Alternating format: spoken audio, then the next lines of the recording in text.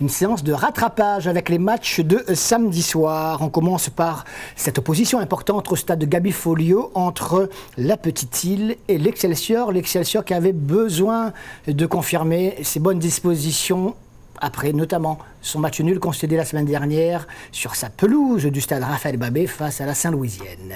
Petite Île, Excelsior.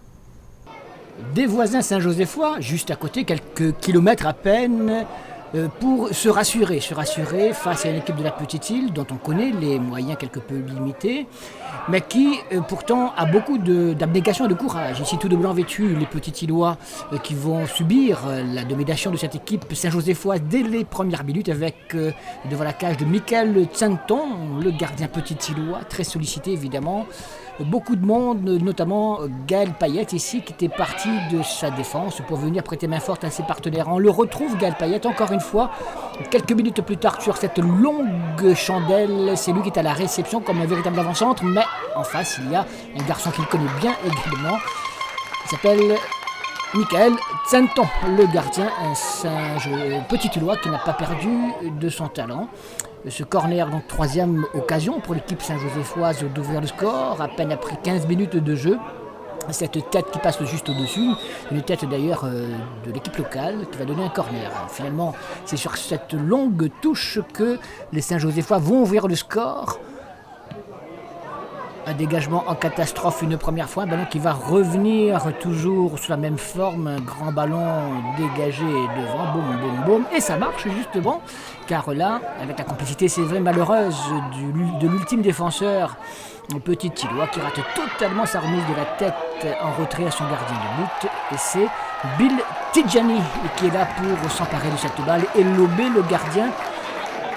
Petit Îlois, 1-0, on joue depuis 23 minutes dans cette rencontre. L'Excelsior a bien débuté la rencontre, il ne va pas lâcher le morceau jusqu'au bout, même si Petit Île aura là une occasion par exemple de trouver, pourquoi pas, l'égalisation avec cette frappe qui passe au-dessus de la cage de Bota. Championnat avec 3 défaites, en plus de celle-là ce soir, ben oui, il y a déception, oui. Sur la façon ou sur le résultat?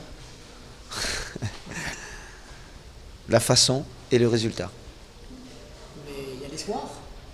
Ben sinon je ne serais pas là, sinon j'abandonnerais. Mais le championnat est encore long, il faudra se remobiliser, il faudra récupérer les blessés, retrouver le moral surtout. Parce que là je sens que ça commence à se faiblir dans la tête, mais il faudra rassurer tout le monde et puis on ira jusqu'à la fin. Mais est-ce que ça ne tourne pas au ridicule à force de ne pas être ridicule? Des fois, je me pose la question aussi, parce que là, les résultats, c'est négatif. Moi, si je regarde la physionomie du match, en face, c'était pas non plus flamboyant. On offre le premier but pour moi. On commet toujours ces erreurs de jeunesse. Et le deuxième but, ben voilà, un par mi-temps. Peut-être qu'il y a eu un petit progrès, c'est qu'on a encaissé au bout de plus de 20 minutes de jeu, je crois. Donc par rapport à d'habitude, c'est déjà positif. Eh bien, ce mieux, on va le retrouver tout de même au niveau du nombre d'occasions, même s'il y a encore des attaquants Petit Îlois qui ne sont pas encore sur la feuille de match. Sandy n'est pas encore prêt, ou alors le veneur qui n'est toujours pas remis de sa blessure, mais ça va venir d'ici quelques jours, voire quelques semaines. Regardez cette belle occasion pour l'équipe de Petite Île, l'occasion d'égaliser tout simplement sur ce coup franc situé à 35 mètres des buts de Bota qui fêtait à son retour. Petite balle piquée, et puis regardez ce gros raté de Blanchard Dogbo. Des occasions comme ça, il n'y en aura plus. L'Excelsior va continuer à maîtriser, surtout en deuxième mi-temps avec l'entrée de Mohamed El Madagri, dont c'était le retour en compétition. On avait parlé d'ailleurs, et on parle encore de son possible départ ailleurs, en tout cas avec sa prestation. Je ne sais pas si le coach Saint-Joséphois va encore penser à s'en séparer. Ouais, non, la rentrée de Momo, je suis content pour lui parce qu'il a fait une belle rentrée. Et voilà, ça fait un moment que je voulais un Momo comme ça. Donc c'est bien, le petit Julien avait fait aussi un bon travail avant lui. Et effectivement, quand Momo est rentré, ça a apporté un peu de fraîcheur et on a retrouvé encore un peu plus de profondeur.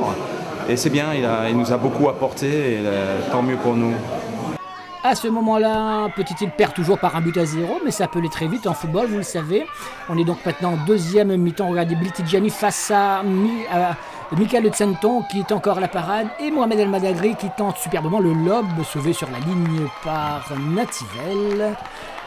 Petit-il fait de la résistance, l'Excelsior a la possibilité d'inscrire un deuxième but. Ce n'était pas sur cette action-là, ce ne sera pas non plus sur celle-ci, avec un gros cafouillage devant la défense petite-îloise. Ballon qui va revenir dans un paquet de joueurs et finalement pour un centre de Jean-Michel Fontaine ou un centre en retrait et pour une reprise sauvée sur la ligne de Bill Tidjani. Donc ce n'est pas fini.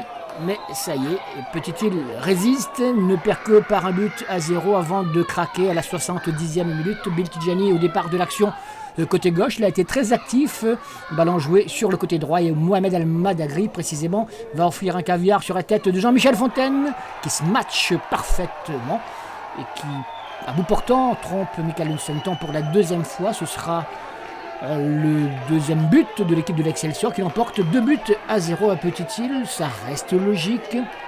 Beaucoup de déception évidemment au sein de l'équipe petite-îloise qui espérait un peu mieux, même si là les petits-îlois avaient affaire à une grosse artillerie tout de même, qui aurait pu marquer d'ailleurs un troisième but, mais Michael Tsenton très sollicité.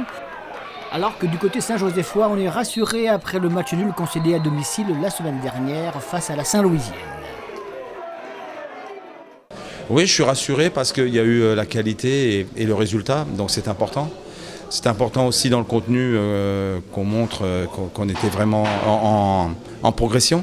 Et je crois qu'on était en progression, on a fait 40 premières minutes excellentes. On a flotté un peu les 5 dernières minutes d'après mi-temps, ce qui est normal, avec les efforts qui ont été fournis. Et en deuxième mi-temps, on a très bien maîtrisé la partie et on a mis ce deuxième but qui nous fait du bien.